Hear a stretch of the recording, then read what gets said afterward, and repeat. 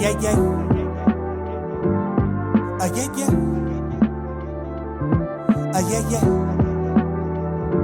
You know all my struggles. You know what. All right, Joshua, I got to ask you, man. Obviously you were in Cleveland, but now you come to this Marlins team, man, that has some good things going on, right? Obviously, trying to get healthy, get different guys back on the roster and things. But what do you see in the potential of this team? And when you found out you were coming to Miami, what was your first initial thoughts? Yeah, I'm definitely excited. We're in the wild card hunt right now. We got some really important games coming up the next couple of months. It seems like crunch time right now. We got to get going. We got to keep going. But yeah, when I first got told, I was able to call my family. They were excited for me.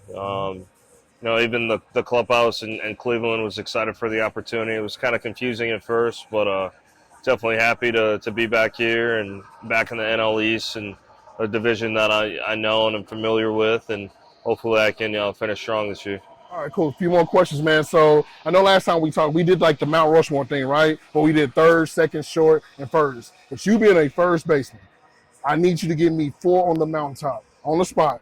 Your first baseman that you put on the Mount Rushmore.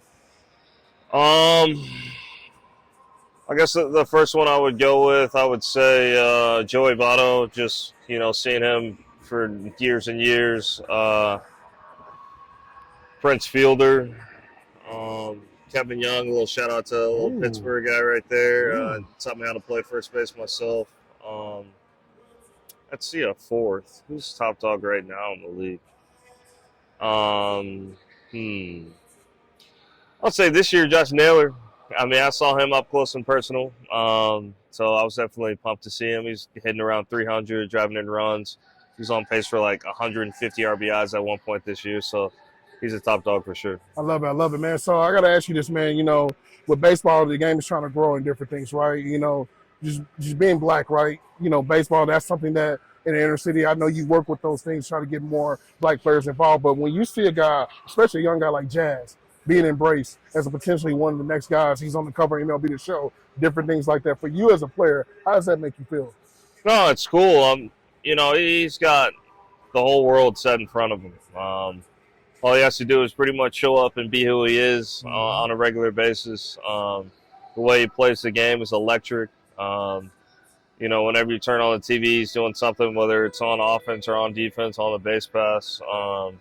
So yeah, it's much watched TV, and I'm excited to follow his career. Love it. Last question, man. So I'm looking down at your feet. I see the Air Force One, the Jackie Air Force Ones, man. So that's a hot commodity in the sneaker world, man. But you're out here in the dirt with them, man. I like that, man. You wear your kicks, by the way. But that said, Nike comes to you and says, "Hey, we want Josh Bell to do a inspired by whatever he wants to Air Force One." What would you make that inspiration off of? That is a good question. My mom and my sister, they're in the diversity world. They're professors. So I feel like I would, kind of branch out, do something similar to these Jackies. Maybe get with a few people, maybe the museum in Kansas City. Okay. Try to make a little collab or something like that. I can't really put all the ideas. You should ask Jazz. He's the one with the sketchbook and drawing all the time, but might work with him to get some help too. We got to make that happen, man. Well, Josh, man, I appreciate your time, man. Make that playoff run, man. Keep doing your work out there. I appreciate brother. You.